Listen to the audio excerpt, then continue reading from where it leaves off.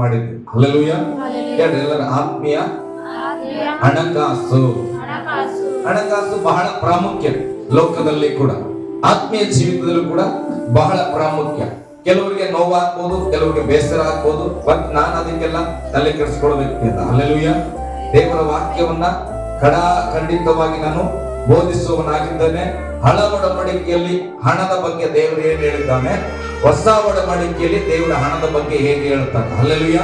ಇದರ ಒಳಗಡೆ ಕಾಣಿಕೆ ಬರ್ತದೆ, ಟೈತ್ ಬರ್ತದೆ, ಮಿಷನ್ಸ್ ಫಂಡ್ ಬರ್ತದೆ, ಅಥವಾ ಬಡವರಿಗೆ ಸಹಾಯ ಮಾಡುವ ವಿಷಯ ಬರ್ತದೆ, ಸಂಬಂಧಿಕರಿಗೆ ಸಹಾಯ ಮಾಡುವ ವಿಷಯ ಕೂಡ ಬರ್ತದೆ. ಹಲ್ಲೆಲೂಯಾ.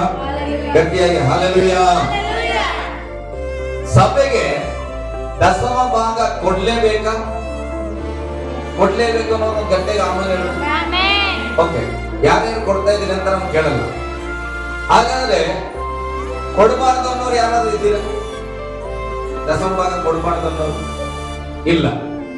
ಓಕೆ, ನಾನು ಸ್ಟೇಟ್ಮೆಂಟ್ ಪಾಸ್ ಮಾಡ್ತೇನೆ ಧೈರ್ಯವಾಗಿ. ಹಾಗಾದ್ರೆ ನಿಮ್ಮೆಲ್ಲರಿಗೂ ಗೊತ್ತು ದಶಮ ಭಾಗವನ್ನ ಕೊಡಬೇಕಂತ. ಹಾಗಾದ್ರೆ ಕೊಡದೇ ಇದ್ದವರು ಗೊತ್ತಿದ್ದು ತಪ್ಪು ಮಾಡ್ತಾ ಇದ್ದೀರಿ ಅಂತ ಅಲ್ಲ ಅರ್ಥ. ತಿಳಿಯದೆ ತಪ್ಪು ಮಾಡೋನಿಗೆ ಏನುಂಟು? ಕ್ಷಮೆ ಉಂಟು. ತಿಳಿದು ತಪ್ಪು ಮಾಡೋನಿಗೆ ಏನುಂಟಪ್ಪ? ದಂಡನೆ ಉಂಟು. ಹಲ್ಲೆಲೂಯಾ. ಗಾದೆ ಮಾತು ಹೇಳ್ತಾರ, ಜಾಣನಿಗೆ ಮಾತಿನ ಪೆಟ್ಟು, ದಂಡನೆಗೆ ದೊಣ್ಣೆಯ ಪೆಟ್ಟು. ಹಲ್ಲೆಲೂಯಾ. ದೇವರ ಮಾತಿಗೆ ವಿಧಿಯರಾಗಿ ಬದಲಾದವರಿಗೆ ಕ್ಷಮೆ ಇದೆ, ಆಶೀರ್ವಾದ ಇದೆ. ಆದ್ರೆ ತಿಳಿದು ಕೂಡ ತಪ್ಪನ್ನ ಮಾಡುವುದಾದರೆ ಸತ್ಯವೇದ ಹಳೆ ಒಡಂಬಡಿಕೆಯಲ್ಲಿ ಹೇಳುತ್ತದೆ, ದಶಮ ಭಾಗವನ್ನ ಕದ್ದುಕೊಳ್ಳುವ ಕಾರಣ ಈ ಜನರು ಶಾಪಗ್ರಸ್ತರಾಗಿದ್ದಾರೆ. ಹಲ್ಲೆಲೂಯಾ. ಗಟ್ಟಿಯಾಗಿ ಹಲ್ಲೆಲೂಯಾ. ಹೊಸ ಒಡಂಬಡಿಕೆಯಲ್ಲಿ ಎಲ್ಲಾದ್ರೂ ದಶಮ ಭಾಗ ಕೊಡ್ರಿ ಅಂತ ಬರ್ದಿದ್ದೇನಾ? ಬರ್ದಿದ್ಯಾ? ದಶಮ ಭಾಗ ಕೊಡ್ಲೇಬೇಕಂತ ಬರ್ದಿದ್ಯಾ? ಗೊತ್ತಿಲ್ಲ ಅಂದ್ರೆ ನಾನು ಹೇಳ್ತೇನೆ, ಬರ್ದಿಲ್ಲ. ಹೊಸ ಒಡಂಬಡಿಕೆಯಲ್ಲಿ ದಶಮ ಭಾಗ ಕೊಡಬೇಕಂತ ಬರ್ದಿಲ್ಲ.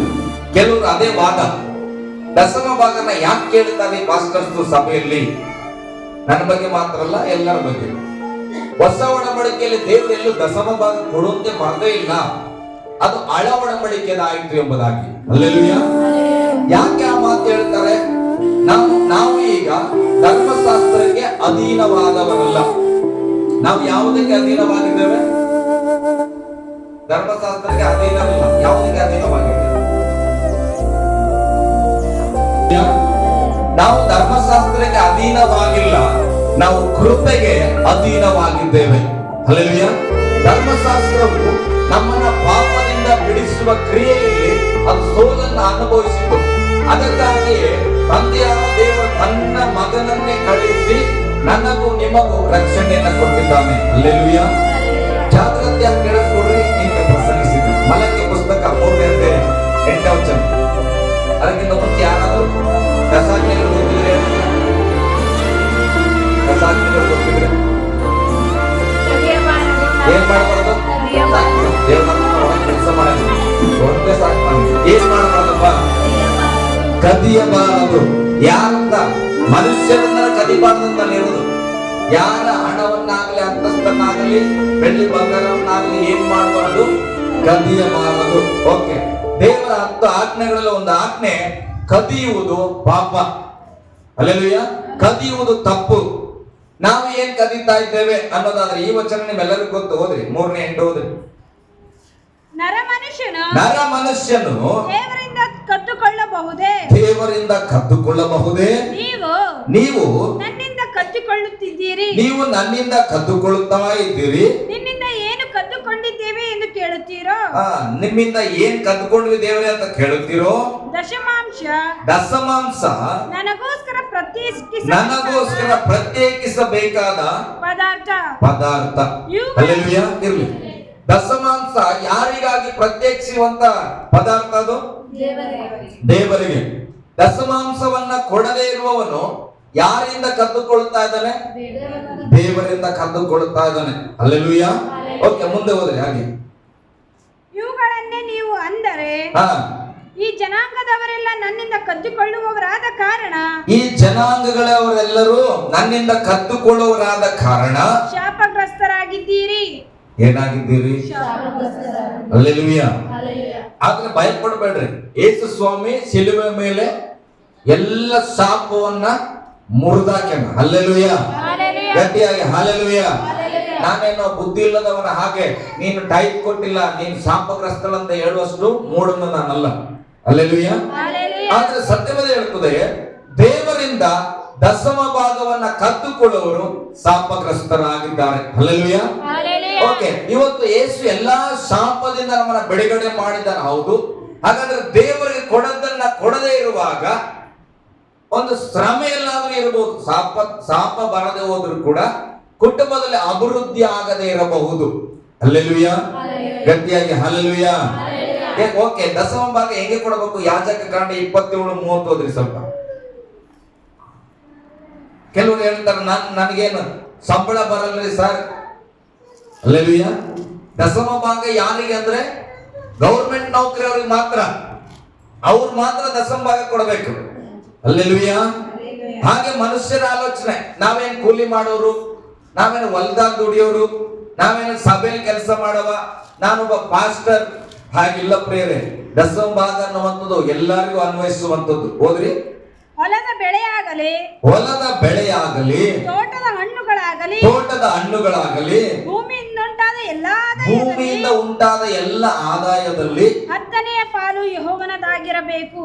ನೀನ್ ಕೆಲಸ ಮಾಡ್ತೀಯೋ, ಕೂಲಿ ಮಾಡ್ತೀಯೋ, ನೌಕರಿ, ಹೊಸ ಬಿಸಿನೆಸ್ ನೀನೇ ಇಟ್ಟಿದೆಯೋ, ಆದ್ರೆ ಎಲ್ಲ ಭೂಮಿಯ ಮೇಲೆ ಆದಾಯ ಮಾಡೋದಾದ್ರೆ, ಭೂಮಿಯ ಮೇಲೆ ನೀನು ಸಂಪಾದನೆ ಮಾಡೋದಾದ್ರೆ, ಆ ಸಂಪಾದನೆ 10ನೇ ಒಂದು ಪಾಲನ್ನ ದೇವರಿಗೆ ಮೀಸಲಾಗಿಡಬೇಕು. ಹಲ್ಲೆಲೂಯಾ.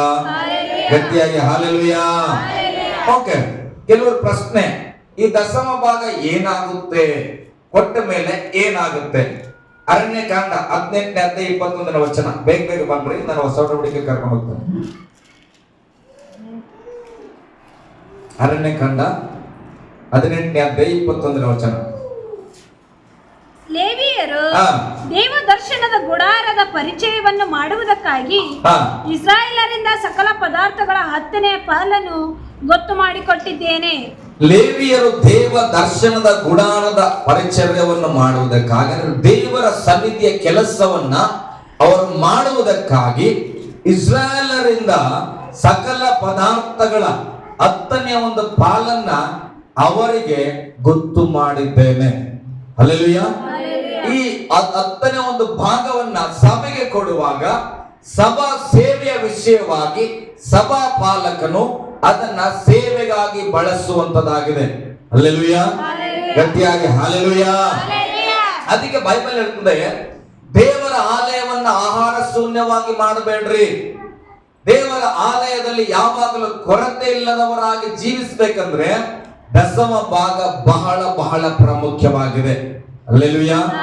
ಗಟ್ಟಿಯಾಗಿ ಹಲ್ಲೆಲೂಯಾ. ಜ್ಞಾನೋಕ್ತಿ ಪುಸ್ತಕ 3ನೇ ಅಧ್ಯಾಯ 9ನೇ ವಚನ ಓದ್ರಿ. ನಿನ್ನ ಆದಾಯದಿಂದಲೂ ಬೆಳೆಯ ಪ್ರಥಮ ಫಲದಿಂದಲೂ ಯೆಹೋವನನ್ನು ಸನ್ಮಾನಿಸು. ಹೀಗೆ ನೀನು ಮಾಡಿದರೆ ನಿನ್ನ ಕಣಜಗಳು ಸಮೃದ್ಧಿಯಾಗಿ ತುಂಬುವವು. ಹಲ್ಲೆಲೂಯಾ. ಇವತ್ತು ಅನೇಕ ಕುಟುಂಬಗಳನ್ನು ನಾನು ಗಮನಿಸುವಾಗ, ದುಡಿತಾ ಇದ್ದೀರಾ? ಎಸ್, ದುಡಿತಾ ಇದ್ದೀರಿ. ಕಷ್ಟಪಡ್ತಾ ಇದ್ದೀರಿ. ಏನೆಲ್ಲ ಪ್ರಯಾಸ ಮಾಡ್ತಾ ಇದ್ದೀರಿ, ಪ್ರಾರ್ಥನೆ ಮಾಡ್ತಾ ಇದ್ದೀರಿ, ನಂಬಿಕೆಸ್ತಾಗ ಆಗಿರ್ತಾ ಇದ್ದೀರಿ. ಆದ್ರೂ ಕೂಡ ಹಣಕಾಸಿನ ವಿಷಯದಲ್ಲಿ ಒಂದು ಬ್ರೇಕ್ ಥ್ರೂ ಸಿಗೋದೇ ಇಲ್ಲ. ಹಲ್ಲೆಲೂಯಾ. ಹಣಕಾಸಿನ ಕೊರತೆ ಅಂತೂ ನೀಗದೇ ಇಲ್ಲ. ವರ್ಷದಿಂದ ವರ್ಷ ಬರ್ತದೆ, ಆದ್ರೆ ಹೆಚ್ಚಾಗ್ತಾನೆ ಇರ್ತದ. ಹಲ್ಲೆಲೂಯಾ. ಕಾರಣ ಏನಂದ್ರೆ ಬೈಬಲ್ ಹೇಳ್ತದೆ, ದೇವರ ಆಲಯಕ್ಕೆ ಕೊಡತಕ್ಕಂತ ದಶಮ ಭಾಗವನ್ನ ಕದ್ದುಕೊಳ್ಳುವಾಗ ನಮ್ಮ ಕಣಜಗಳು ಕೊರತೆಯಲ್ಲಿ ಇರ್ತದೆ.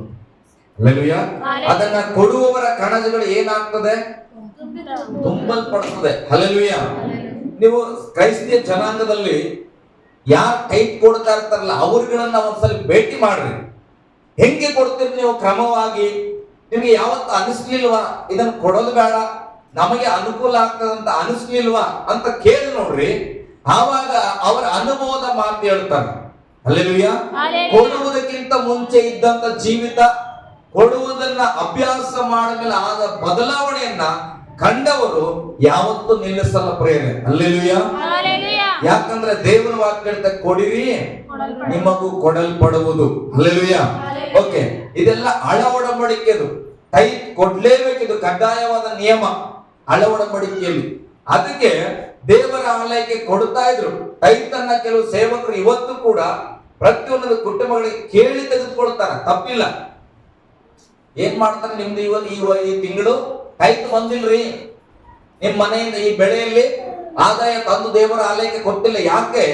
ಒಂದು ಕಡೆ ದುಃಖ ಅನಿಸ್ಬೋದು, ಏನಪ್ಪಾ ಪಾಸ್ಟರ್ ಆಸೆ ಪಡ್ತಾರ ಅನ್ಕೊಂಡ್ರು ಕೂಡ ಒಂದು ಕಡೆ ಜನ ತಪ್ಪಿ ಹೋಗದಂತೆ ಅವ್ರು ಕಾಪಾಡ್ಕೊಳ್ತಾ ಇದ್ದಾರೆ. ಆಸೆನೋ ಏನೋ ಒಂದು ಕಡೆ, ಆದ್ರೆ ಅವ್ರು ಮರ್ತೋಗಿದ್ರು ಕೂಡ ಅವ್ರಿಗೆ ನೆನಪು ಮಾಡಿ ಏನ್ ಮಾಡ್ತಾರೆ ಕೆಲವು ಸೇವಕರು, ಅವ್ರನ್ನ ಸರಿಯಾದ ದಾರಿಯಲ್ಲಿ ನಡೆಸ್ತಾರ. ನನಗನ್ನಿಸ್ತದೆ ಆ ರೀತಿಯಲ್ಲಿ ನಾನು ಸೋಲಲ್ಲಿದ್ದೇನೆ. ನಾನು ಯಾರಿಗೂ ಕೂಡ ಅದ್ರ ಬಗ್ಗೆ ಹೇಳಲ್ಲ. ಕೊಡ್ಬೇಕು, ಪ್ರಸಂಗ ಮಾಡ್ತೇವೆ. ನೀವು ಯಾಕೆ ಕೊಟ್ಟಿರಿ ಕೆಲವರು ನಮ್ಮ ಸಭೆಯಲ್ಲಿ ಹೆಸರು ಹೇಳಲ್ಲ. ನಾನು 2 ತಿಂಗಳು 3 ತಿಂಗಳು ಟೈಪ್ ತಂದು ಕೊಡ್ತಾರ. ಹಲ್ಲೆಲೂಯಾ. ನಾನು ಸಭೆಗೆ ಬರಲ್ಲ, ನನ್ನಿಂದ ರಕ್ಷಣೆ ಹೊಂದಿದ ಹುಡುಗ, ಸರ್ ನನಗೆ ಅಲ್ಲಿಗೆ ಬರಕ್ಕಾಗಲ್ಲ ಕಾರಣಾಂತರಗಳಿಂದ. ಆದ್ರೆ ನಾನೇನ್ ಮಾಡ್ತೇನೆ, ನಿಮ್ಮಿಂದ ರಕ್ಷಣೆ ಹೊಂದಿದ್ದೇನೆ, ನಾನು ನಿಮಗೆ ಟೈಪ್ ಕೊಡ್ತೇನೆ. ನಾನು ಹೇಳಿದೆ, ಇಲ್ಲಪ್ಪ ಎಲ್ಲಿ ಉಪದೇಶ ಕೇಳ್ತಿ ಅಲ್ಲಿ ಕೊಡಿ. ಇಲ್ಲಪ್ಪ ಅಷ್ಟೇ, ನಾನು ಕೆಲಸ ಸಿಗುವಾಗ್ಲೇ ನಿಮ್ ಪ್ರಾರ್ಥನೆ ಸಿಗದೆ ನಾನು ನಿರ್ಧಾರ ಮಾಡೀನಿ, ನಾನು ಅವ್ರ ಸೇವೆ ಕೊಡ್ತೇನೆ. ಓಕೆ, ನಿನ್ನ ಮನಸ್ಸು. ಆತ ಬರದೇ ಇದ್ರು ಕೂಡ 5 ತಿಂಗಳು ಸ್ಯಾಲರಿ ಒಟ್ಟಿಗೆ ಬರ್ಲಿ, ಅದು ಕಡಿಮೆ ಆಗಿರ್ಬೋದು, ಆದ್ರೆ 5 ತಿಂಗಳದನ್ನ ಕವರ್ ಆಗಿ ಕಳಿಸ್ಬಿಡ್ತಾನೆ. ಹಲ್ಲೆಲೂಯಾ. ಯಾಕೆ? ಅದನ್ನು ಗೊತ್ತಾಗಿದೆ ಅದ್ರ ರುಚಿ ಏನು. ಕೊಡುವಾಗ ಸಣ್ಣದಿದ್ದಿತ್ತು, 1000 ರೂಪಾಯಿ ಬರ್ತಾ ಇತ್ತು, 1100 ಆಯ್ತು, 1200 ಆಯ್ತು, 1300 ಆಯ್ತು, 1400 ಆಯ್ತು, ಕಳೆದ ಸಲ 1500 ರೂಪಾಯಿ ಇತ್ತು. ಹಲ್ಲೆಲೂಯಾ. ಅಂದ್ರೆ ಕ್ರಮೇಣವಾಗಿ ಏನಾಗ್ತಾ ಇದೆ, ಆತನು ಟೈಪ್ ಕೊಡೋದ್ರಲ್ಲೂ ಕೂಡ ಅಭಿವೃದ್ಧಿಯಾಗಿ ಕೊಡ್ತಾ ಇದ್ದಾನಂದ್ರೆ ಅವನಿಗೆ ಬರೋ ಸಂಬಳ ಅನುಕೂಲ ಆಗ್ತಾ ಇದೆ ಅಂತಲ್ಲ. ಅವನು ಹೆಚ್ಚಾಗಿ ಸಾಲ ಮಾಡ್ಕೊಳ್ಳೋ ವ್ಯಕ್ತಿ ಆಗಿದ್ರೆ ಈ ಟೈಪ್ ಕೂಡ ಏನಾಗ್ತದೆ, ಬ್ರೇಕ್ ಆಗ್ತದೆ. ಯಾವಾಗ ದೇವರಿಗೆ ಪ್ರಾಮಾಣಿಕವಾಗಿ ನಿಂತ್ಕೊಳ್ತಾರೋ ಆವಾಗ ದೇವರ ಟೈಟನ್ನು ಕೂಡ ಸಂಬಳ ಹೆಚ್ಚಾದಂಗೆಲ್ಲ ಅವ್ರು ಏನ್ ಮಾಡಿದ್ರು, ಹೆಚ್ಚು ಮಾಡ್ಕೊತಲೇ ಬಂದ್ರು. ಈಗ 1500 ರೂಪಾಯಿ ಕೊಡ್ತಾನಂದ್ರೆ 15,000 ರೂಪಾಯಿ ಸ್ಯಾಲರಿ ಅಷ್ಟೇ, ದೊಡ್ಡದಲ್ಲ, ಅದು 1.5 ಕೋಟಿ ಅಲ್ಲ. ಹಲ್ಲೆಲೂಯಾ. ಇವತ್ತು ಮದುವೆ ಆಗಿದೆ, ಕುಟುಂಬ ಇದೆ, ಹಾಗಾದ್ರೆ 15,000 ರೂಪಾಯಿ ಎಲ್ಲಕ್ಕೂ ಸಾಕಾಗ್ಬಿಡ್ತದ? ಮತ್ತೆ ಯಾಕೆ ಆತ ತಪ್ಪಿಸದೆ ಕೊಡ್ತಾ ಇರ್ಬೋದು? ಹಲ್ಲೆಲೂಯಾ. ಗಟ್ಟಿಯಾಗಿ ಹಲ್ಲೆಲೂಯಾ. ಅದನ್ನ ಗೊತ್ತಾಗಿದೆ. ಮದುವೆ ಫಿಕ್ಸ್ ಆಗಿ ಮದುವೆ ಟೈಮಲ್ಲಿ ಫೋನ್ ಹಚ್ಚಿದ್ರು, ನಾ ಮೈಸೂರಲ್ಲಿದೆ, ತಮ್ಮ ಮದುವೆ ಇದೆಯಲ್ಲ. ಇಲ್ಲ ಸರ್, ನಾನು ರೇಷನ್ ತಗೊಳಕ್ ಹೋಗ್ಬೇಕು, ನೀವು ಇದನ್ನ ಫೋನ್ ಪೇ ಮಾಡ್ಬಿಡ್ತೇನೆ, ಆಮೇಲೆ ನಾನು ರೇಷನ್ ತಗೊಂಡು ಅನ್ಬೋದಾಗಿದ್ದಲ್ಲ. ಇರ್ಲಿ, ಮದುವೆ ಮುಗಿಲಿ, ಆಮೇಲೆ ಬೇಕಾದ್ರೆ ಕೊಟ್ರಾಯ್ತು ಅನ್ಕೊಳ್ಬೋದಲ್ಲ. ಎದಕ್ಕಾರ ಬೇಕಾಗ್ತದೇನೋ, ಕಡಿಮೆ ಬಿದ್ದಿರಲಿ, ಆಮೇಲೆ ಕೊಟ್ಬಿಟ್ರಾಯ್ತು ಅಂತ ಯೋಚನೆ ಕೂಡ ತಗೊಂಡಿಲ್ಲ. ಮೊದಲು ನನಗೆ ಫೋನ್ ಪೇ ಮಾಡಿ ಆಮೇಲೆ ಬಳಸ್ತಾರ. ಅಂದ್ರೆ ಅವರವರ ಆಲೋಚನೆ ದೇವರ ವಾಕ್ಯಕ್ಕೆ ಹೇಗೆ ಬೆರೆಸಿದ್ದಾರೆ ಎಂಬುದನ್ನ ಒಂದು ಸಾಕ್ಷಿಯಾಗಿ ನಾನು ಹೇಳ್ತೇನೆ. ಹಲ್ಲೆಲೂಯಾ. ದಿನಕರ್ ತಮ್ಮ ಕೂಡ ಹಾಗೆ ಒಂದು ಸಲ ನಂಗೆ ನೆನಪಿದೆ, ಒಂದು ವೈಟ್ ಪೇಪರ್ಗಳಲ್ಲಿ ಏನ್ ಮಾಡಿದ್ರು ಗೊತ್ತಾ, ಕಟ್ಟಿ ಇಟ್ಬಿಟ್ಟಿದ್ರು ಅಮೌಂಟ್ ಅನ್ನ. ಇದು ಇದ್ರದ್ದು ಕಾಣಿಕೆ, ಇದು ಕಾಣಿಕೆ, ಇದು ಅದರದ್ದು, ಇದು ಇದ್ರದ್ದು ಎಲ್ಲವನ್ನ ಮಾಡಿ ಒಂದು ಬಿಸ್ಕೆಟ್ ಟೈಪಲ್ಲಿ ಮಾಡಿಟ್ಟಿದ್ರು. ನಾನು ಏನಪ್ಪಾ ಅಂತ ನೋಡಿದ್ರೆ, ನಾನು ನೋಡ್ತೇನೆ ಇದು ಯಾವ್ದು ಇದ್ರದ್ದು ಪ್ರಯತ್ನ. ನಾನು ಕಾಣಿಕೆ ತಗೊಳಕ್ಕೆ ಮುಜುಗರ ಆಗ್ಯದ ಅವತ್ತು, ಅಲ್ಲ ಶಿವಮ್ಮ?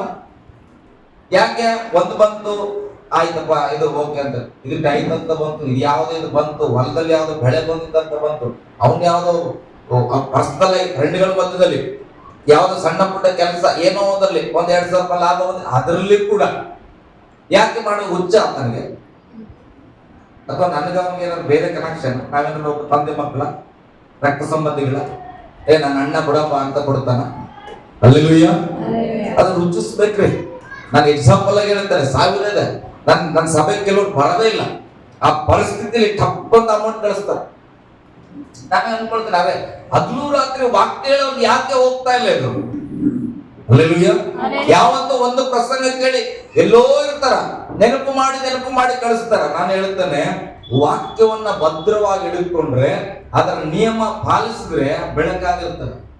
ಗೊತ್ತು ದೀಪ ಅಂತ, ಎಣ್ಣೆ ಇಲ್ವಾ ಇದೆ, ಬತ್ತಿ ಇಲ್ವಾ ಇದೆ, ಆದ್ರೆ ಅದಕ್ಕೆ ಬೆಂಕಿ ಪಟ್ಟಣ ಇಲ್ವಾ ಇದೆ, ಆದ್ರೆ ಏನ್ ಮಾಡ್ತಾ ಇಲ್ಲ ನೀನು? ಸುಮ್ನೆ ಹಚ್ಚು ಒಂದು ಕೆಲಸ ಮಾಡ್ತಾ ಇಲ್ಲ. ಹಚ್ಚಿ ಇಟ್ಟು ನೋಡ್ರಿ, ಆ ಬೆಳಕಲ್ಲಿ ಅನೇಕರು ಬರ್ತಾರೆ. ಹಲ್ಲೆಲೂಯಾ. ಗಟ್ಟಿಯಾಗಿ ಹಲ್ಲೆಲೂಯಾ. ನಿಜವಾಗಿ ನಾನು ಹೇಳ್ತೇನೆ, ದೇವರಿಗೆ ಕೊಡುವುದರಲ್ಲಿ ಮುಂದಿರುವವರ ಜೀವಿತ ಯಾವತ್ತೂ ಕೊರತೆಗೆ ಬರಲ್ಲ. ಓಕೆ, ಹೊಸ ಒಡಂಬಡಿಕೆ ಬಗ್ಗೆ ನಾನು ಬರ್ತೇನೆ. ಯಾಕಂದ್ರೆ ಕೆಲವರು ನಿಮ್ಗೆ ಕೇಳಬಹುದು, ಯಾವ ಪಾಸ್ಟ್ ಹೇಳಿದ್ರಿ, ಹಳೆ ಒಡಂಬಡಿಕೆಯಲ್ಲಿ ಇತ್ತು, ಅದು ಹೊಸ ಒಡಂಬಡಿಕೆಯಲ್ಲಿ ಇಲ್ಲ ಅನ್ನೋದಾದ್ರೆ ಹೊಸ ಒಡಂಬಡಿಕೆಯಲ್ಲಿ ನಾನು ತೋರಿಸ್ತಾನೆ. ರೋಮಾಪುರದವರಿಗೆ ಬರೆದ ಪತ್ರಿಕೆ 6ನೇ ಅಧ್ಯಾಯ 14ನೇ ವಚನ. ಯಾಕೆ ಅವಾಗ ನಾನು ವಚನ ಹೇಳಿದೆ, ಹಳೆ ಒಡಂಬಡಿಕೆಗೆ ಹೊಸ ಒಡಂಬಡಿಕೆ ವ್ಯತ್ಯಾಸ. ಓದ್ರಿ. ಯಾಕೆಂದರೆ ಪಾಪವು ನಿಮ್ಮ ಮೇಲೆ ಅಧಿಕಾರ ನೋಡಿ, ಪಾಪ ಶಾಪವು ನಿಮ್ಮ ಮೇಲೆ ಅಧಿಕಾರ ನಡೆಸಲ್ಲ. ನೀವು ಧರ್ಮಶಾಸ್ತ್ರಕ್ಕೆ ಅಧೀನರಲ್ಲ, ನೀವು ಧರ್ಮಶಾಸ್ತ್ರಕ್ಕೆ ಅಧೀನರಲ್ಲ, ಕೃಪೆಗೆ ಅಧೀನರಾಗಿದ್ದೀರಷ್ಟೇ. ಹಲ್ಲೆಲೂಯಾ. ಯಾವ ಶಾಪ ಪಾಪಗಳು ನಿಮ್ಮ ಮೇಲೆ ಅಧಿಕಾರ ನಡೆಸಲ್ಲ. ಭಯಪಡಬೇಡ್ರಿ. ನೀವು ದಶಮ ಭಾಗ ಕೊಡದ ತಕ್ಷಣ ನಿಮ್ಮ ಮನೆ ಮೇಲೆ ಶಾಪ ಬಂದು ಬೀಳ್ತದೆ ಅಂತ ಹೇಳ್ತಾ ಇಲ್ಲ, ಬರಲ್ಲ ಶಾಪ. ಹಲ್ಲೆಲೂಯಾ. ಆದ್ರೆ ಕೊರತೆಗಳಾಗ್ಬೋದು, ನಿನ್ನ ಹಣಕಾಸಿನ ಅಭಿವೃದ್ಧಿ ಇಲ್ಲದೆ ಇರ್ಬೋದು. ಏನೇ ಮಾಡಿದ್ರು ಕೂಡ ಕೆಲವರು ಹೇಳ್ತಾರಲ್ಲ ಬೀದರ್ ಭಾಷೆಯಲ್ಲಿ, ಏನು ಸಾರ್ ಏನ್ ಮಾಡಿದ್ರು ಬರ್ಕತ್ತಿಲ್ಲ ಅಂದ್ರೆ ಏನು ಅಭಿವೃದ್ಧಿ ಇರಂಗಿಲ್ಲ. ಹಲ್ಲೆಲೂಯಾ. ಆ ರೀತಿಯಾದ ಅನುಭವ ಆಗ್ಬೋದೇ ಹೊರತು ಶಾಪ ಅಂತ ನಿಮ್ಮ ಮೇಲೆ ಬರೋದಿಲ್ಲ. ಹಲ್ಲೆಲೂಯಾ. ಆ ಬರ್ಕತ್ತಾಗುವ ಅಭಿವೃದ್ಧಿ ಕಾಣಬೇಕಂದ್ರೆ ನೀನು ದೇವರ ರಾಜ್ಯಕ್ಕೆ ಕೊಡುವುದನ್ನ ಕಲಿಯಬೇಕು. 2 ಕೊರಿಂಥ 8ನೇ ಅಧ್ಯಾಯ 12ನೇ ವಚನ ಓದ್ರಿ.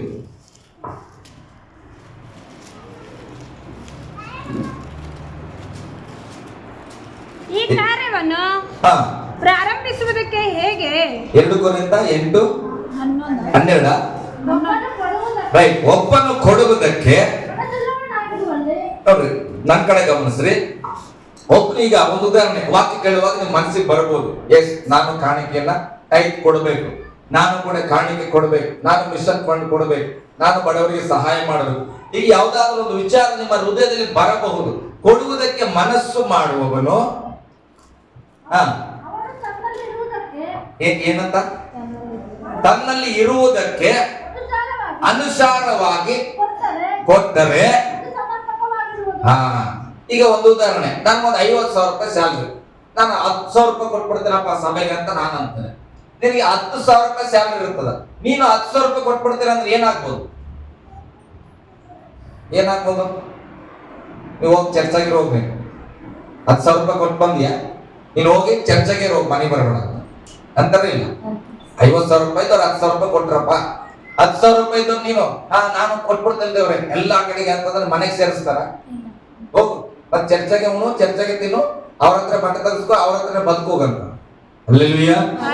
ದೇವರ ವಾಕ್ಯ ಹೇಳ್ತದೆ, ನಿನಗಿರುವುದಕ್ಕೆ ಅನುಸಾರವಾಗಿ ಕೊಡು, ಹೆಚ್ಚಾಗಿ ಬೇಡ. ನೀನು 10,000 ದುಡಿತೀಯ, 10,000 ರೂಪಾಯಿಲಿ ದೇವ್ರಿಗೆ ಏನ್ ಕೊಡ್ಬೇಕು ಅದನ್ನ ನೀನು ಕೊಡು. ಹೆಚ್ಚಾಗಿ ತಂದು ಕೊಡೋದು ಬೇಡ. ತಂದು ಕೊಟ್ಟ ಮೇಲೆ ನೆಕ್ಸ್ಟ್ ಮಂತ್ ಡೈಟ್ ಕೊಡಕ್ಕಾಗಲ್ಲ. ಯಾಕೆ? ಈ ಸಲ 10,000 ರೂಪಾಯಿ ಕೊಟ್ಬಿಟ್ಟಿದ್ಯಾ, ನೆಕ್ಸ್ಟ್ ತಿಂಗಳಲ್ಲಿ 20,000 ರೂಪಾಯಿ ಸಾಲ ಆಗಿರ್ತದೆ, ಅಲ್ಲಿ ಬಡ್ಡಿ ಕಟ್ಟಕ್ಕೆ ಸಾಕಾಗಲ್ಲ, ನೀನ್ ಡೈಟ್ ಎಲ್ಲಿ ಕೊಡ್ತಿ? ಹಲ್ಲೆಲೂಯಾ. ಗಟ್ಟಿಯಾಗಿ ಹಲ್ಲೆಲೂಯಾ. ಅದಕ್ಕೆ 10,000 ರೂಪಾಯಿ 1,000 ರೂಪಾಯಿ ಕೊಟ್ಟು ನೀನು 9,000 ರೂಪಾಯಿ ಆರಾಮಾಗಿ ತಿನ್ನುವನು. ನೆಕ್ಸ್ಟ್ ಮಂತ್ ಬಂದಾಗ ಕೂಡ 1,000 ರೂಪಾಯಿ ಕೊಡ್ಲಿಕ್ಕೆ ನೀನು ಯೋಗ್ಯತೆ ಉಳ್ಳವನಾಗಿರ್ತಿ. ಹಲ್ಲೆಲೂಯಾ. ಆಡಂಬರಕ್ಕಾಗಿ ಬೇಡ ಪ್ರೇರೆ. ನಾನು 10,000 ರೂಪಾಯಿ ಕೊಟ್ಟಂತ ನಾನು 10,000 ರೂಪಾಯಿ ಕೊಡ್ತೇನೆ, ನಾನು 5,000 ರೂಪಾಯಿ ಕೊಡ್ತೇನೆ, ಹಿಂಗೆ ಆಗೋದು ಬೇಡ. ಬೈಬಲ್ ಹೇಳ್ತದೆ, ನಿನಗೆ ಕೊಡುವುದಕ್ಕೆ ಮನಸ್ಸಿದ್ದರೆ ನಿನ್ನಲ್ಲಿ ಇರುವುದಕ್ಕೆ ತಕ್ಕ ಹಾಗೆ ಅನುಸಾರವಾಗಿ ಕೊಟ್ಟರೆ ಅದು ದೇವರಿಗೆ ಸಮರ್ಪಕವಾಗಿರುವುದು. ಆಮೇಲೆ ಅವನಲ್ಲಿ ಇಲ್ಲದನ್ನು ನಿಮ್ಮ ಹೊಲದಾಗ ಈಗ ಅವರೆಕಾಳು ಬೆಳೆದಿರಿ, ಸೀಸನ್ ದೇವರು ಹೇಳಿದ ಅವರೆಕಾಳು ಬೆಳೆದಿರಿ, ಅವರೆಕಾಳಲ್ಲಿ ಮೊದಲನೇ ಫಲ ಕೊಡಂತ. ತೊಗರಿ ಕಾಳು ತಂದು ಕೊಡಂತ ಏನ್ ದೇವ್ರು ಕೇಳಿಲ್ಲ. ಫಸ್ಟ್ ನಾವು ತೊಗರಿ ಬೆಳೆದಿಲ್ಲ ರೀ, ನಾನು ಕೇಳಿಲ್ಲ ತೊಗರಿ ತಂದು ಕೊಡ. ನೀನ್ ಏನ್ ಬೆಳೆದಿಯ ನನ್ ತಂದು ಕೊಡ್ಬೇಡ್ರಿ, ಜಸ್ಟ್ ಎಕ್ಸಾಂಪಲ್ ನಾನು ಹೇಳ್ತೇನೆ. ಆಮೇಲೆ ಫಾಸ್ಟ್ ಹೇಳಿರ ತಂದು ಕೊಡ್ಬೇಕು ಅನ್ಕೋಬೇಡ್ರಿ, ನಿಮ್ಗೆ ವಾಕ್ಯ ಕಲಿಸ್ತೇನೆ. ನಿನ್ನ ಹತ್ರ ಏನಿದೆ ಅದರಲ್ಲಿ ದೇವರಿಗೆ ಪಾಲ್ ಕೊಡಬೇಕು. ಇಲ್ದೇ ಇದ್ರ ಬಗ್ಗೆ ಚಿಂತೆ ಮಾಡ್ಬೇಡ. ಅರ್ಸು ಪಾಸ್ಟ್ ಅವರೆಕಾಳು ತಿನ್ನಲ್ಲ ಅಂತ ಅವ್ರಿಗೆ ಮಟನ್ ಇಷ್ಟ, 2 kg ತಗೊಂಡ್ ನಿಮ್ಮ ಮನೆಗೆ ಕುರಿ ಸಾಕಿ ಅಲ್ಲಿ ಯಾಕೆ ತಗೊಂಡ್ಬರ್ತಿ 2 kg ಮಟನ್ ಫಾಸ್ಟಿಗೆ? ಹಲ್ಲೆಲೂಯಾ. ನೀ ಮಾಂಸ ಮಾರ್ತೀಯ, ಮಾಂಸ ಮಾರಿದ್ರೆ ಒಂದು 10 kg ಮಾಂಸನ ದಸಮವಾಗಿ ತಗೊಂಬ. ನೀನ್ ಮಾಡ್ತಾ ಇರೋದೇನು, ನಿನ್ನ ಆದಾಯ ಎಷ್ಟು, ಅದರಲ್ಲಿ ದೇವರು ಕೊಡ್ರೆ. ಕ್ರಮ ಇಲ್ಲದೆ ನಮ್ಮ ಮನಸ್ಸಿಗೆ ಬಂದಂಗ್ ಮಾಡ್ತಾ ಇದ್ದೇವೆ. ಅದಕ್ಕೆ ಸಭೆಗಳ ಅಭಿವೃದ್ಧಿ ಆಗಲ್ಲ, ಸೇವೆಗಳ ಅಭಿವೃದ್ಧಿ ಆಗಲ್ಲ, ಪಾಸ್ಟ್ ಕೊರತೆ ಕೂಡ ತೀರಲ್ಲ, ಸಭೆಯ ಕೊರತೆ ತೀರಲ್ಲ. ಯಾವ್ದಾದ್ರು ಒಂದು ಮೀಟಿಂಗ್ ಅರೇಂಜ್ ಮಾಡಿದ್ರೆ ಏನಾಗ್ತದೆ, ದಂಡಕ್ ಮಾಡ್ತದೆ ಮನಸ್ಸು. ಯಾಕೆ? ಎಲ್ಲ ವಿಷಯದಲ್ಲಿ ಕೊರತೆ ಇರ್ತದೆ. ಹಲ್ಲೆಲೂಯಾ. ಹೇಳಿ, ನನ್ನ ಮನಸ್ಸಲ್ಲಿ ಅಂದುಕೊಂಡು ನನಗಿರುವುದರಲ್ಲಿ ಕೊಡ್ತಾನೆ. ಸಾಲ ಮಾಡಬೇಡ್ರಿ ದೇವರಿಗಾಗಿ. ಓಕೆ, ಮುಂದೊಂದು ವಚನ 9ನೇ ಅಧ್ಯಾಯಕ್ಕೆ ಬಂದ್ರಿ. 9ನೇ ವಚನಕ್ಕೆ ಬಂದ್ರಿ. ಸಾರಿ 9ನೇ ಅಧ್ಯಾಯ, 2 ಕೊರಿಂಥ 9ನೇ ಅಧ್ಯಾಯ 6ನೇ ವಚನ. ನೀವು ಬಹಳ ಜಾಗ್ರತೆಯಾಗಿ ವಚನಗಳನ್ನ ಮನೇಲಿ ಮತ್ತೆ ಓದ್ರಿ, ಬರ್ದಿಟ್ಕೊಂಡ್ಬಿಡ್ರಿ. ಹಾ ನೋಡ್ರಿ, ಈಗ 50,000 ರೂಪಾಯಿ ಬಗ್ಗೆ ನಾನು ಹೇಳಿದೆ. 50,000 ರೂಪಾಯಿ ಸ್ಯಾಲ್ರಿ, ಅವ್ನು 10,000 ರೂಪಾಯಿ ಕೊಟ್ಟನು. ಹಾಗಾದ್ರೆ ಆತಂದ ಅಹಂಕಾರನ ಆತ ಹೆಚ್ಚಿಸ್ಕೊಳ್ಳೋಕೆ ಕೊಟ್ಟನಂತ ಅರ್ಥ? ಓಕೆ, ಓದ್ರಿ ಈಗ. ನೋಡ್ರಿ, ಆದರೆ ಸ್ವಲ್ಪವಾಗಿ ಬಿತ್ತುವವನು ಪೈರನ್ನು ಸ್ವಲ್ಪವಾಗಿ ಕೊಯ್ಯುವನು, ಹೆಚ್ಚಾಗಿ ಬಿತ್ತುವವನು. ಹಾ, ಈಗ ನನಗೆ 10,000 ರೂಪಾಯಿ ಸ್ಯಾಲ್ರಿ, ನಾನು 1,000 ರೂಪಾಯಿ ಕೊಡ್ತಾ ಇದ್ದೇನೆ. ನನ್ನ ಹೆಂಡತಿಗೆ 50,000 ರೂಪಾಯಿ ಸ್ಯಾಲ್ರಿ. ಆಕೆಗೆ ಅವಶ್ಯಕತೆಗಿಂತ ಹೆಚ್ಚು ಸಂಪಾದಿಸ್ತಾ ಇದ್ದಾಳೆ. ಆಕೆ ತೀರ್ಮಾನ ಮಾಡ್ತಾಳ, ನಾನು ಏನ್ ಮಾಡ್ತೇನೆ, 10,000 ರೂಪಾಯಿ ಕೊಡ್ತೇನಪ್ಪ. ಹಾಗಾದ್ರೆ ಆಕೆ ದುರಹಂಕಾರ ಅಲ್ಲ, ಆಕೆ ಗೊತ್ತಾಗಿದೆ 5,000 ರೂಪಾಯಿ ಕೊಡುವಾಗ ಏನ್ ಬ್ಲೆಸ್ಸಿಂಗ್ ಇದೆ, ನನಗೆ ಉಳಿತಾಯ ಆಗ್ತದೆ, ನಾನು ಏನ್ ಮಾಡ್ತೇನೆ, ದೇವರ ರಾಜ್ಯಕ್ಕೆ ಕೊಡ್ತೇನೆ. ಆಕೆ 10,000 ಬಿತ್ತಿದ್ರೆ 10,000ಕ್ಕೆ 20,000 ಪೈರುಗಳನ್ನ ಕೊಯ್ತಾಳೆ. ನಾನು 1,000 ಬೀಜವನ್ನ ಬಿತ್ತಿದ್ರೆ 1,000ಕ್ಕೆ 2,000 ಬೀಜಗಳನ್ನ ನಾನು ಕೊಯ್ತೇನೆ. ಹಲ್ಲೆಲೂಯಾ. ಹೆಚ್ಚಾಗಿ ಕೊಡುವುದು ತಪ್ಪಲ್ಲ, ಕಡಿಮೆ ಕೊಡುವುದು ತಪ್ಪಲ್ಲ. ಆದ್ರೆ ಆಕೆ ಹತ್ರ ಇದೆ, ಆಕೆ ಕೊಡ್ತಾ ಇಲ್ಲ. ಆಕೆಯನ್ನ ಏನು ಅಹಂಕಾರದಲ್ಲಿ ಕೊಟ್ಟಳು ಅಂತಲ್ಲ, ನಾನು ಕಡಿಮೆ ಕೊಟ್ಟಿದ್ದೇನೆ, ನಾನೇನೋ ಚಿಪ್ಪುಡುತನ ಮಾಡಿ ಕೊಟ್ಟಿಲ್ಲ, ನನ್ನ ಆದಾಯದಲ್ಲಿ ನಾನು ಕೊಟ್ಟೆ. ಆಕೆ ಆದಾಯದಲ್ಲಿ ಆಕೆ ಮನಸ್ಸು ಹೆಚ್ಚು ಉಳಿದಿದೆ ಅಂದ್ರೆ ಆಕೆ ಕೊಡಬಹುದು. ಹಲ್ಲೆಲೂಯಾ. ಗಟ್ಟಿಯಾಗಿ ಹಲ್ಲೆಲೂಯಾ. ಅಂದ್ರೆ ಏನ್ ಹೇಳಕ್ ನಾನು ಬರ್ತಾ ಇದ್ದೇನೆ ಅಂದ್ರೆ, ಬೇರೆಯವರು ಏನ್ ಮಾಡ್ತಾ ಇದ್ದಾರೆ ಅದು ನನಗೆ ಬೇಡ. ನನ್ನ ಜೀವಿತ ಏನು, ನನ್ನೊಟ್ಟಿಗೆ ವಾಕ್ಯ ಏನ್ ಮಾತಾಡಿದೆ, ನನ್ನ ಪರಿಸ್ಥಿತಿ ಅಂತದ, ಅದಕ್ಕೆ ತಕ್ಕಂತೆ ದೇವರಲ್ಲಿ ನಾವು ನಿಂತುಕೊಳ್ಳಬೇಕು. ಹಲ್ಲೆಲೂಯಾ. ಅವ್ರ ಮುಂದೆ ನಾವು 10,000 ಕೊಡ್ಲೇಬೇಕು, ಏನಾರಾಗಲಿ, ಇದು ಬೇಡ. ಹಿಂಗೆ ಮಾಡಿದ್ರೆ ಖಂಡಿತ ನಾವು ಕೆಳಗೆ ಬೀಳೋದು ಸಹಜ. ಹಲ್ಲೆಲೂಯಾ. ಏನಾರು ಮಾಡಿ ಮಾಡ್ತೇನೆ, ಅದು ಬೇಡ ಪ್ರೇರೆ. ಅದು ದೇವ್ರ ವಾಕ್ಯದಲ್ಲಿ ಹೇಳಿಲ್ಲ. ಹೆಚ್ಚಾಗಿ ಬಿದ್ದವ ಹೆಚ್ಚಾಗಿ ಕೊಯ್ತಾನೆ. ಪರವಾಗಿ ಯಾಕೆ ಬೇಜಾರು ಮಾಡ್ಕೊಳ್ತೀಯ? ನಿಮ್ಮ ಹೊಲದಲ್ಲಿ 1 ಮೂಟೆ ರಾಗಿ ಬಿತ್ತಿದೆಯಾ, 10 ಮೂಟೆ ರಾಗಿ ಆಯ್ತು. ಪಕ್ಕದ ಮನೆಯವ 2 ಮೂಟೆ ರಾಗಿ ಬಿತ್ತೇನೆ, 20 ಮೂಟೆ ಆಗಿರ್ತದ. ಅಯ್ಯೋ, ನನ್ನ ಹೊಲಕ್ಕೆ 10 ಮೂಟೆ ಆಗಿದೆ, ಅವ್ನಿಗೆ 20 ಮೂಟೆ ಆಗಿದೆ ಅಂದ್ರೆ ಅಂತ ಎಷ್ಟು ಬಿತ್ತೇನೆ? 2 ಮೂಟೆ ಬಿತ್ತಾನೆ. ಯಾಕೆ ದುಃಖ ಪಡಬೇಕು? ನಾನು ಬಿತ್ತಿದ್ದಕ್ಕೆ ನನಗೆ ಬ್ಲೆಸ್ಸಿಂಗ್ ಆಗಿದೆ, ಸ್ತೋತ್ರ, ಮುಗೀತು. ಇನ್ನೊಬ್ಬ 10 ಮೂಟೆ ಬಿತ್ತಿರ್ತಾನ, 100 ಮೂಟೆ ಆಗಿರ್ತದೆ. ಅಯ್ಯೋ, ಅವ್ರು ನೋಡು 100 ಮೂಟೆ ಅದ, ಬಹಳ ಎತ್ತರ ಓದ್ತಾರ ಅಂದ್ರೆ ಆಕೆ 10 ಎಕರೆ ಬಿತ್ತಾನೆ. ನೀನ್ ಮಾಡಿದ ಕೆಲಸಕ್ಕೆ ಕೂಲಿ ಕಡಿಮೆ ಆಗಿದೆನಾ? ಹಲ್ಲೆಲೂಯಾ. ತೃಪ್ತರಾಗಿರ್ಬೇಕ್ರಿ. ವಾಕ್ಯನ ಸರಿಯಾಗಿ ಅರ್ಥ ಮಾಡ್ಕೊಳ್ಬೇಕು. ಹೆಚ್ಚಾಗಿ ಬಿತ್ತವ ಹೆಚ್ಚಾಗಿ ಕೊಯ್ತಾನೆ, ನಾನು ಕಡಿಮೆ ಬಿತ್ತಿದ್ರೆ ಅದಕ್ಕೆ ತಕ್ಕಂತ ನಾನು ಕೊಯ್ದಿದ್ದೇನೆ, ನಾನು ಸಂತೋಷವಾಗಿರ್ಬೇಕು. ಹಲ್ಲೆಲೂಯಾ. ಓಕೆ, ಮುಂದೆ ಹೋದ್ರೆ ಹಾಗೆ ಪ್ರತಿಯೊಬ್ಬನು ತನ್ನ ಹೃದಯದಲ್ಲಿ ನಿರ್ಣಯಿಸಿಕೊಂಡ ಪ್ರಕಾರ ಕೊಡಲಿ. ನೋಡಿ, ದುಃಖದ ಫಾಸ್ಟ್ ಹೇಳ್ಬಿಟ್ರ. ಈಗ ಕೈ ಕೊಡಬೇಕಂತ, ಅಪ್ಪ ಸ್ತೋತ್ರ, ಹೆಂಗಾರ ಕೊಟ್ಟು ಬಿಸಾಕರ. ಹಿಂಗೆ ಕೊಡ್ಬೇಕಾ? ಅಯ್ಯೋ, ಫಾಸ್ಟ್ ಹೇಳಲ್ಲ, ಕಾಣಿಕೆ ಕೊಡಬೇಕಂತ ಕೊಟ್ಬಿಡ್ರಪ್ಪ, ಹಂಗೆ ಕೊಡ್ಬೇಕಾ? ದುಃಖದಿಂದಾಗಲಿ ಅಂದ್ರೆ ಬಲವಂತದಿಂದಾಗಲಿ ಯಾರು ಕೊಡಬಾರದು. ನೀನ್ ಹೃದಯ ತುಂಬಿ ಬರ್ಬೇಕು ಕಾಣಿಕೆ ಕೊಡುವಾಗ. ನಾನೆಲ್ಲ ಯಾವ ಪಾಸ್ಟರ್ ಬರಲಿ, ನಾನು ನಿಮ್ಗೆ ಕಲಿಸ್ತಾ ಇದ್ದೇನೆ ಅಷ್ಟೇ. ನನ್ನನ್ನು ಉಚಿತವಾಗಿ ಕರೀರಿ, ನಾನು ಸೇವೆಗೆ ಬರ್ತೇನೆ, ಅದನ್ನ ನಾನು ಬದಲಾಯಿಸೋದಿಲ್ಲ. ಹಲ್ಲೆಲೂಯಾ. ಆದ್ರೆ ನಮ್ಗೆ ತಿಳುವಳಿಕೆ ಇರಬೇಕು. ನಾನು 1 ರೂಪಾಯಿ ಕೊಟ್ಟರು ಅದನ್ನ ಹೃದಯ ತುಂಬಿ ಕೊಡಬೇಕು.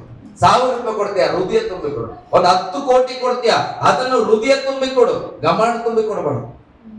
ಅರ್ಥ ಆಗ್ತದೆ? ನಾನೊಬ್ಬನೇ 1 ಕೋಟಿ ಕೊಡ್ತೇನೆ, ಹಂಗಿಲ್ಲ. ಅದನ್ನು ಕೂಡ ಯಾವ ತುಂಬಿ ಕೊಡ್ಬೇಕು?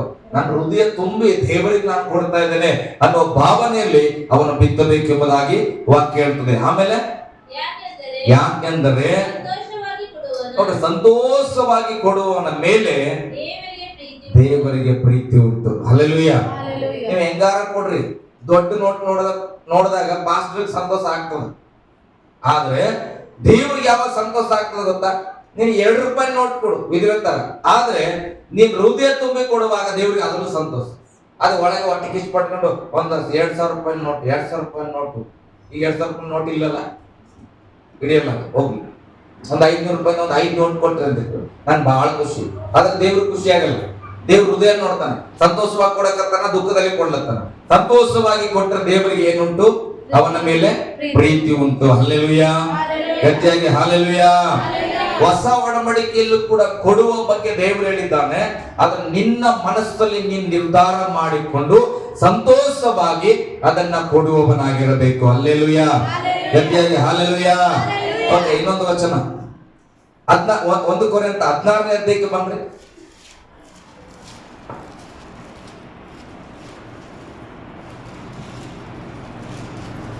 ಪೌಲನು ಬರೀತಾ ಇದ್ದಾನೆ, ಓದ್ರಿ ಹೊಸ ಒಡಂಬಡಿಕೆ 14ನೇ ಅಧ್ಯಾಯ 2ನೇ ವಚನ. ನಾನು ಬಂದಾಗ ಹಣ ವಸೂಲು ಮಾಡಬೇಕಾದ ಅವಶ್ಯವಾಗದಂತೆ ನೋಡ್ರಿ, ನಾನು ಬಂದಾಗ ಹಣ ವಸೂಲು ಮಾಡಬೇಕಾದ ಅವಶ್ಯವಾಗದಂತೆ ನಿಮ್ಮಲ್ಲಿ ಪ್ರತಿಯೊಬ್ಬನು ತನಗೆ ಬಂದ ಸಂಪಾದನೆಯ ಮೇರೆಗೆ ವಾರದ ಮೊದಲನೇ ದಿನದಲ್ಲೇ ತಿಂಗಳ ಹೊಸ ಒಡಂಬಡಿಕೆ ಏನದು ಪಾಸ್ಟಮ್ಮ? ಹಳೆ ಒಡಂಬಡಿಕೆಯಲ್ಲಿ ತಿಂಗಳಿಗೆ ತೆಗಿತಾ ಇದ್ರು. ಇಲ್ಲಿ ಹೆಂಗ್ ತೆಗಿತಾ ಇದಾರೆ ಇವರು? ನಾನು ಹೇಳಿದ್ದಲ್ಲ, ಪೌಲ ಹೇಳ್ತಾ ಇದ್ದಾನ. ನಾವು ಇನ್ನ ಕೊಡ್ರಿ ಅಂತ ಕೇಳಕ್ ಬರಕ್ಕಿಂತ ಮುಂಚೆ, ಪೌಲನ ವಸೂಲಿಗೆ ಬರುವುದಕ್ಕಿಂತ ಮುಂಚಿತವಾಗಿ ಅವರೇ ವಾರದ ಮೊದಲನೆಯ ದಿನದಂದು ಗಂಟು ಮಾಡಿ ತನ್ನ ಮನೆಯಲ್ಲಿ ಇಟ್ಟುಕೊಂಡಿರಬೇಕು. ಕೇಳಬೇಕಾಗಿಲ್ಲ, ಬರಬೇಕಾಗಿಲ್ಲ. ಅದಕ್ಕಿಂತ ಮುಂಚೆ ವಾರದ ಕೂಲಿ ಮಾಡ್ತೀಯಾ, ವಾರದಲ್ಲಿ ಒಂದಿನ ಕೂಲಿ ಇಟ್ಬಿಡುದು ದೇವರದೆಂಬುದಾಗಿ ತೆಗೆದಿಡು ಎಂಬುದ ವಚನ ಹೇಳಿದ ತೆಗೆದಿಟ್ಟುಕೊಂಡಿರಬೇಕು. ಹಲ್ಲೆಲೂಯ. ಪೌಲನು ಹೊಸ ಒಡಂಬಡಿಕೆಯಲ್ಲಿ ಹೇಳ್ತಾ ಇದ್ದಾನೆ. ಹಾಗೆ ಒಬ್ಬ ಬಿಡಿಸುವಂತ ವಿಶೇಷಕಾರರಿಗೆ ಹೇಳ್ತಾರ, ಹೊಸ ಒಡಂಬಡಿಕೆಯಲ್ಲಿ ಕೃಪೆಯಲ್ಲಿ ಇದ್ದೇವೆ ಅಂತ. ಕಡಿಮೆ ಕೊಡಂದನ ದೇವರು, ಹೆಚ್ಚಾಗಿ ಬಿತ್ತುವವನು ಹೆಚ್ಚಾಗಿ ಕೊಯ್ಯುವನು. ಹಳೆ ಒಡಂಬಡಿಕೆಯಲ್ಲಿ 10ನೇ ಒಂದು ಪಾಲಿತ್ತು. ಇವತ್ತು ನಿನಗೆ ಮನಸ್ಸಿದ್ರೆ 10 5 ಪಾಲು ಕೂಡ ಕೊಡ್ಬೋದು, ನಿನ್ನ ಮನಸ್ಸು ಬಿಟ್ಟಿದ್ದು. ಅಲ್ಲವೇ? ಈಗ ನನಗೆ ಅನಿಸ್ತದೆ, ನನ್ನ ಜೀವಿತ ಸೇವೆಯಲ್ಲಿರುವ ಕಾರಣ ನನಗೆ ಸೇವೆ ಮಾಡುವ ಮನಸ್ಸಿಲ್ಲ. ಅದು ಎಷ್ಟಾರ ಕಾರಣಕ್ಕೆ ನನಗೆ ಮತ್ತೆ ಸೇವೆಯಲ್ಲಿ ಹಾಕ್ಬೇಕು ಅನ್ನೋ ಆಸೆ. ನನಗೆ ಅದನ್ನ 50% ನಾನು ಹೆಂಡತಿ ಇಟ್ಕೊಳ್ಬೇಕು, ಮಕ್ಕಳಿಗೆ ಇಟ್ಕೊಳ್ಬೇಕು, ಇದೆಲ್ಲ ನಾನು ಥಾಟ್ಸ್ ಇಲ್ಲ. ನನಗೇನು, ದೇವ್ರು ಕೊಡ್ತಾನ ಮತ್ತೆ ಸೇವೆಯಲ್ಲಿ ಹಾಕು, ಮತ್ತೆ ದೇವ್ರು ಕೊಡ್ತಾನ ಸೇವೆಯಲ್ಲಿ ಹಾಕು. ಹಲ್ಲೆಲೂಯ. ನನಗೆ ಏನ್ ಬೇಕಾದ್ರೆ ಎಲ್ಲಿ ತಿಂತೇನೆ, ಸೇವೆಯಲ್ಲಿ ತಿಂತೇನೆ, ಯಾಕೆ ಚಿಂತೆ ಮಾಡಬೇಕು? ನಂದಿದು ಒಂದು ಸಪರೇಟ್ ಆಗಿ ನಾನು ಇಡುವ ಅಭ್ಯಾಸ ಇಲ್ಲ. ಅಂದ್ರೆ ಎಕ್ಸಾಂಪಲ್ ನಾನು ಹೇಳ್ತೇನೆ, ಅಂದ್ರೆ ಹೆಚ್ಚಾಗಿ ಬಿತ್ತುವನು ಹೆಚ್ಚಾಗಿ ಕುಯ್ತಾನ. ನಿನ್ನ ಮನಸ್ಸಿಗೆ ಹೇಗೆ ಬರ್ತದೆ ಹಾಗೆ ಬಿತ್ತುವುದನ್ನ ನೀವು ಕಲಿತುಕೊಳ್ಬೇಕು. ಹಲ್ಲೆಲೂಯ. 2 ಕೊರಿಂಥದವರು 8ನೇ ಅಧ್ಯಾಯಕ್ಕೆ ಬಂದ್ರೆ ಸ್ವಲ್ಪ ಹಾಗೆ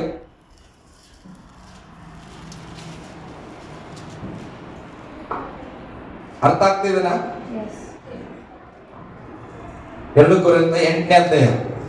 ಇದನ್ನ ಬಹಳ ಧೈರ್ಯ ಮಾಡಿ ಪ್ರಸಂಗಿಸ್ತಾ ಇದ್ದಾನೆ, ನನಗೆ ಸವಾಲು ಇದ್ದವೆಲ್ಲ.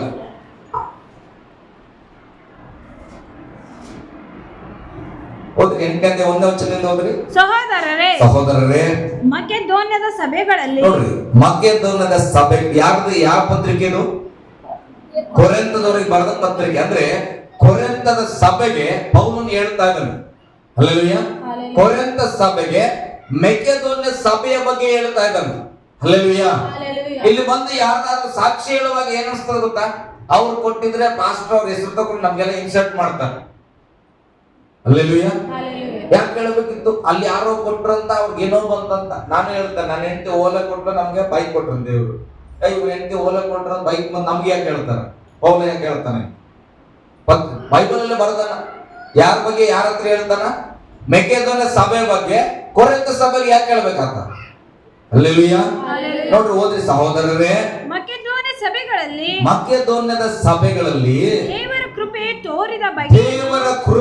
ತೋರಿದ ಬಗೆಯನ್ನು ನಿಮಗೆ ತಿಳಿಸುತ್ತೇವೆ. ಆ ಸಭೆಯಲ್ಲಿ ದೇವರು ಕೃಪೆ ಹೆಂಗೆ ಕೊಟ್ಟಾನಲ್ಲ, ಆ ಕೃಪೆಯ ಬಗ್ಗೆ ನಿಮಗೆ ನಾನು ತಿಳಿಸುತ್ತೇನೆ. ಏನ ಕೃಪೆ? ಆ ಸಭೆಗಳವರು ಬಹಳ ಹಿಂಸೆ ತಾಳುವವರಾದ, ಆ ಸಭೆಗಳವರು ಬಹಳ ಐಶ್ವರ್ಯವಂತರ. ಮೆಕೆದೋನ್ಯ ಸಭೆ ಎಂತದ್ದು? ಬಹಳ ಹಿಂಸೆ ತಾಳುವವರಾದರು ಮತ್ತು ವಿಪರೀತವಾದ ಬಡತನದಲ್ಲಿ. ಎಂತಂತ ನೋಡ್ರಿ, ಮೆಕೆದೋನ್ಯ ಸಭೆ ಬಗ್ಗೆ ಕೊರಿಂಥ ಸಭೆಗೆ ಹೇಳಕತ್ತಾನ. ಆ ಮೆಕೆದೋನ್ಯ ಸಭೆಯಲ್ಲಿ ಬಹಳ ಹಿಂಸೆ ಇದೆ, ಹಿಂಸೆ ತಾಳ್ಕೊಂಡ್ರ. ಅವರು ಬಹಳ ವಿಪರೀತವಾದ ಬಡತನದಲ್ಲಿ ಇದ್ದರು.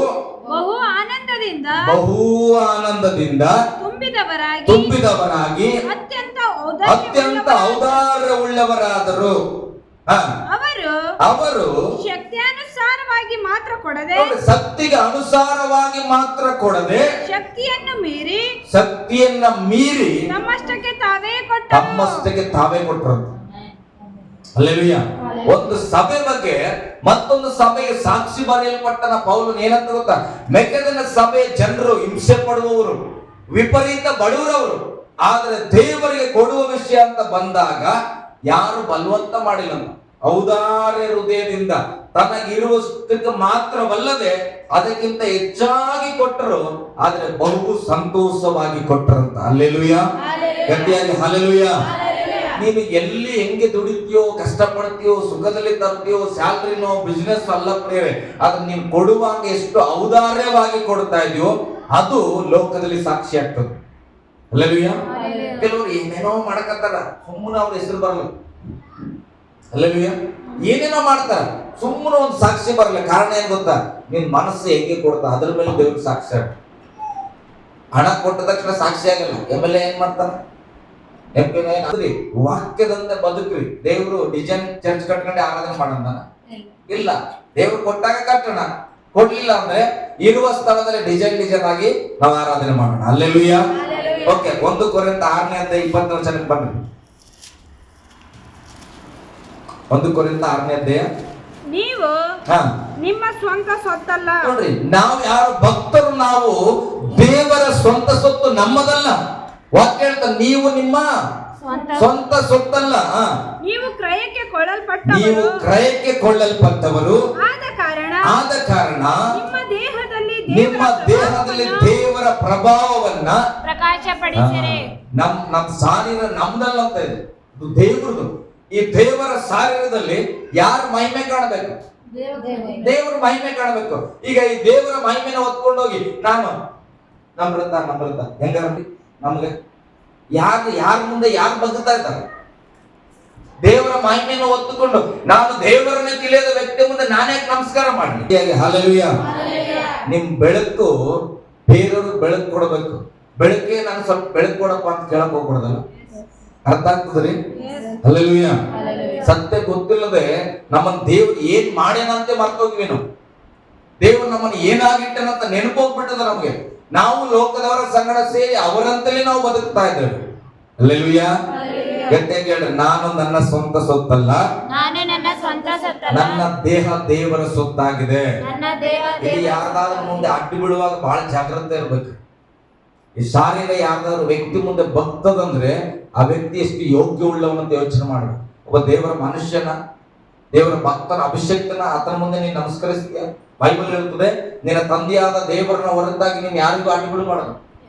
ಸೇವಕ್ ನಮ್ಮ ಹತ್ರ ಯಾರು ಬರ್ತಾರೆ, ಕೆಲವು ತಿಳಿಯೋದವ್ರು ನಮಸ್ಕಾರ ಮಾಡಿ ಏನಂತೆ ಅವ್ರಿಗೆ ಅಂಕಲ್ ಬಿಡಬೇಡ್ರಿ ಹೇಳ್ರಂತ. ಯಾಕೆ?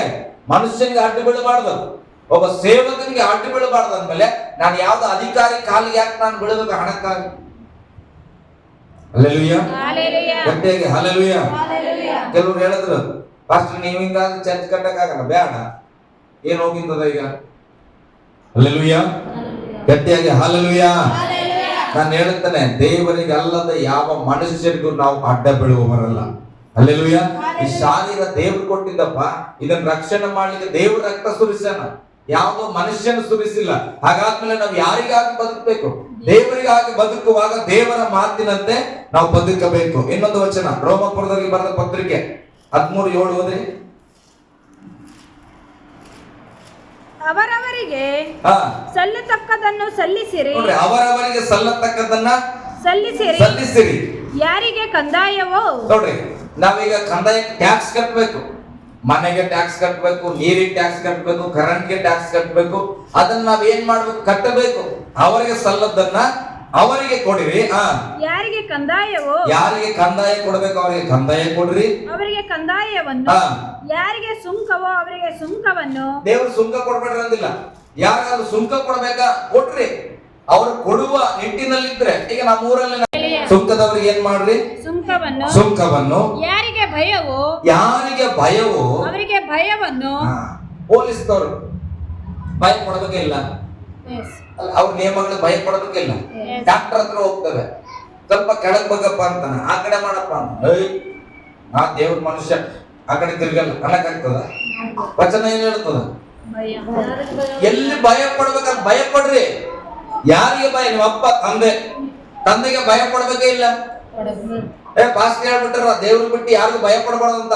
ಹೋಗಲು ಅನ್ನಕ್ಕಾಗ್ತದ? ಅಪ್ಪನ್ನ ತಂದೆಗೆ ಭಯ ಪಡಬೇಕು, ತಾಯಿಗೆ ಭಯ ಪಡಬೇಕು, ನಮ್ಮ ಹಿರಿಯವರಿಗೆ ಗುರು ಹಿರಿಯರಿಗೆ ನಾವು ಭಯ ಪಡಬೇಕು, ಸಭಾಪಾಲಕರಿಗೆ ಭಯ ಪಡಬೇಕು, ನಮ್ಮ ಲೀಡರ್ಸ್ ಗಳಿದ್ರೆ ಸಭೆಯಲ್ಲಿ ಅವ್ರಗಳಿಗೆ ನಾವು ಭಯ ಪಡಬೇಕು. ಬೈಬಲ್ ಹೇಳ್ತದೆ, ಭಯ ಪಡುವವರಿಗೆ ಭಯ ಪಡ್ರಿ. ಗರ್ವ ತೋರಿಸ್ಬಾರ್ದು. ನಾವು ಈಗ ನಾನು ಮಾಸ್ಟರ್ ಅಂತ ಹೇಳಿ ನಮ್ಮ ಅಪ್ಪನ ಏಕೋಚಿತ ಮಾತಾಡ್ತಾರೆ, ಅವ್ರಿಗೆ ನಾವ್ ಏನ್ ಮಾಡೋದು, ಅವ್ರು ನೋಡುವಾಗ ನಮ್ಮಪ್ಪ ಬರ್ತಾ ಇದಾರಪ್ಪ ಭಯ ಪಡಬೇಕು. ನಮ್ಮಪ್ಪ ಬರ್ತಾ ಇದ್ದಾರೆ ನಿಮ್ ಬುದ್ಧಿ ಏನ್ ಮಾಡೋದು, ಆಟೋಮೆಟಿಕ್ ಆಗಿ ಇದು ಇಳಿತದ. ಯಾಕೆ?